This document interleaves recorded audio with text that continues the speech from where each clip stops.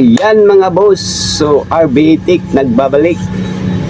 So sa hindi pa nakasubscribe sa akin mga boss, please subscribe YouTube channel RBTech aka Tutoy Vivo. So mayroon akong isi-share sa inyo mga boss sa pag-repair ko ng amplifier. So ano pang hinihintay natin boss? So ano i-check na natin boss, let's go.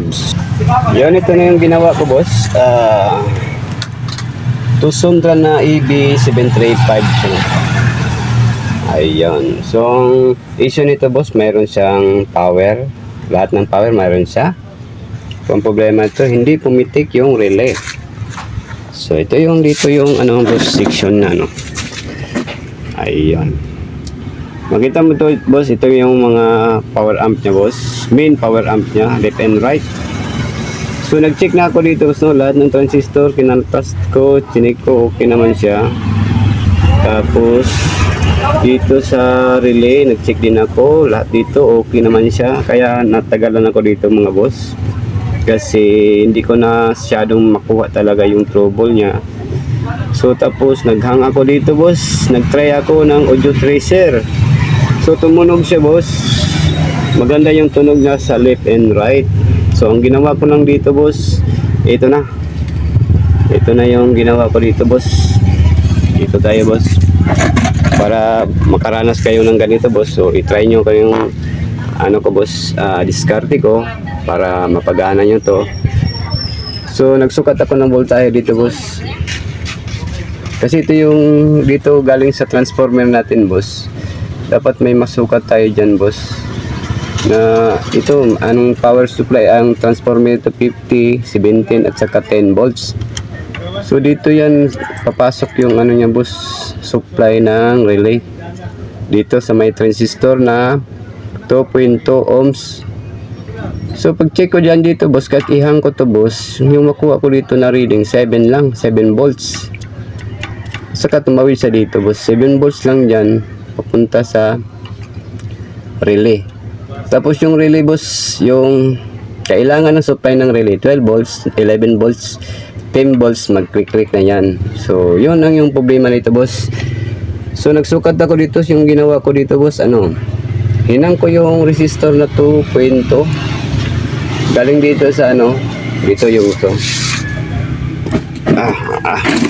Gabi. So, ito yung, makita mo na resistor, boss. Ayun. Ang number nito boss 2.2 ohms to boss.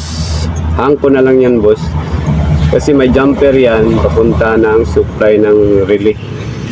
Ayun, dito tayo boss. So dito na boss yung hinang ko na dito yung resistor na 2.2, hang ko yan.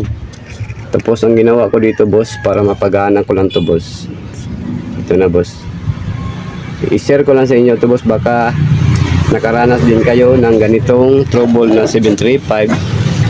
Mayroon naman voltahe pero low voltage lang ang supply ng relay boss. Ang ginawa ko boss, naggamit ako ng 7812 na transistor. Dito ko kumuha ng supply sa N nya, 19 volts ground. Tapos yung isang out nya papunta dito sa relay. Ito relay. Ito wala itong speaker yan. Ito relay boss. So nag-check ako dyan, nag-inject ako dyan ng 12 volts. I-bypass ko lang. Tapos naghang ako ng resistor dito. Yung resistor niya 2.2. Ayun, pumitik yung relay niya boss. Walang problema yun. So i-try natin boss ha. Try natin. On ko boss. Ayun, naka-on na yan boss. So may selector yan. DVD, CD at saka MP3. So dito tayo naglagay ng signal, naka DVD tayo. So gamit tayo ng cellphone.